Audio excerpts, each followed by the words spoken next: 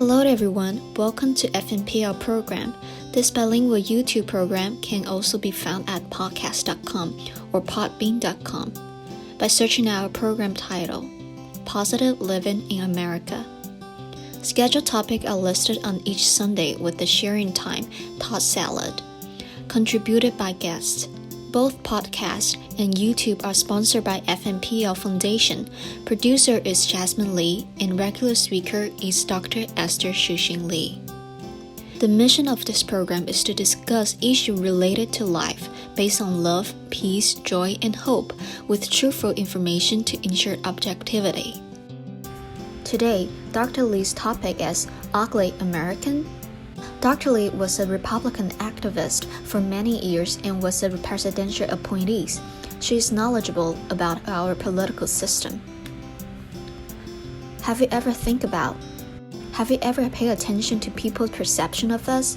In today's episode, Dr. Lee is going to talk about her experience talking with foreigners and discuss how people's perception towards Americans changed after President Trump came into office. Perception is reality. Good morning. I'm Dr. Esther Shu Shin Lee. Once I complained to the university vice president about the faculty's biased perception of me as the department chair. He replied, "Perception is reality." Now, with the President Trump's recent official visits to several foreign nations, I wonder how the world perceives him and his behaviors, and how do foreigners perceive Americans as a whole. After all, he represents us at the world stage. I had 4 cruises of totally 55 days in 3 continents in the past 5 months. I met many passengers from the UK, Australia, Asia, Canada, South America, and of course, the US. I love to learn from various people about food, health, politics, history, and etc. Because of these long cruises, I was able to interview a number of people about our president. Here is a short list regarding their perceptions of our president. Of course, it's not a scientific survey. These are just their perceptions, no judgment. First, he is an impulsive leader. He uses combative approach to traditional Westerner allies. He has a fundamental shift in U.S. policy regarding foreign affairs. He has ripped up the conventional rules of diplomacy. The dynamics between U.S. and the rest of the world is changing. He is smart from the very beginning of his campaign. He first discredited the media and the journalists, and then the U.S. political system, so-called the establishment. Nothing is truthful anymore. Nothing is politically correct anymore. To cover up his incorrect comments, his staff even invented the term alternative truth. Never heard of such a thing. Today, fake news is more rampant than ever because he is part of it. Without political correction, he was free to break any diplomatic etiquettes and basic civility. He treated all the departing cabinet members like dirt, no courtesy and no kindness at all.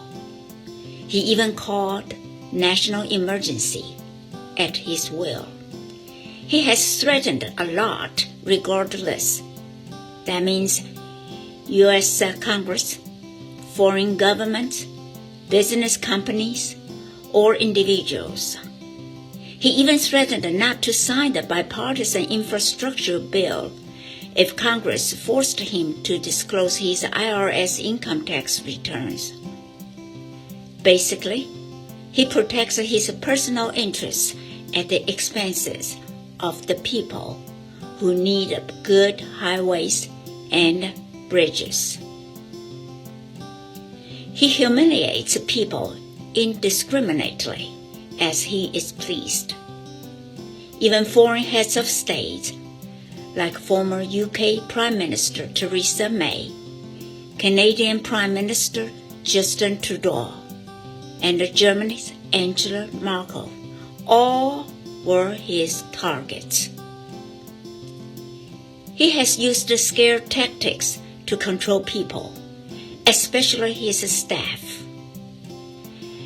A respectable journalist, Bob Woodward, wrote a book about Trump's White House that is filled with fear. In the book, President Trump admits that fear is the most powerful tool to control people. Truly, in a large scale, he has created fears among voters to issues related to trade imbalance and illegal immigration. He made voters feel being economically ripped off. He portrayed illegal immigrants as dangerous criminals to justify his immigration policy. He is quite entertaining with all creative name-callings to bully people. He is not credible with the facts and the numbers. He even said that the protesters on London streets sent him good wishes.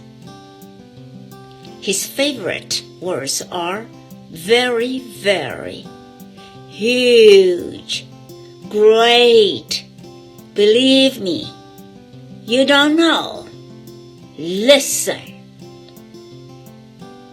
Like I said earlier, my former boss told me, perception is reality, whether you like or not. So, these are just some foreign passengers' perceptions of our president. Since our president represents us, maybe the foreigners in the West and the East have the same perception of American people. I certainly hope that foreigners don't think that Americans are getting uglier. Yet, as my former university vice president had said, perception is reality. Is that really true? The episode of the broadcast will be posted on the FNPL Foundation official website, www.fnplweb.org. Please share your thoughts and suggestions with us. Let's think, discuss, and make progress together. Thank you.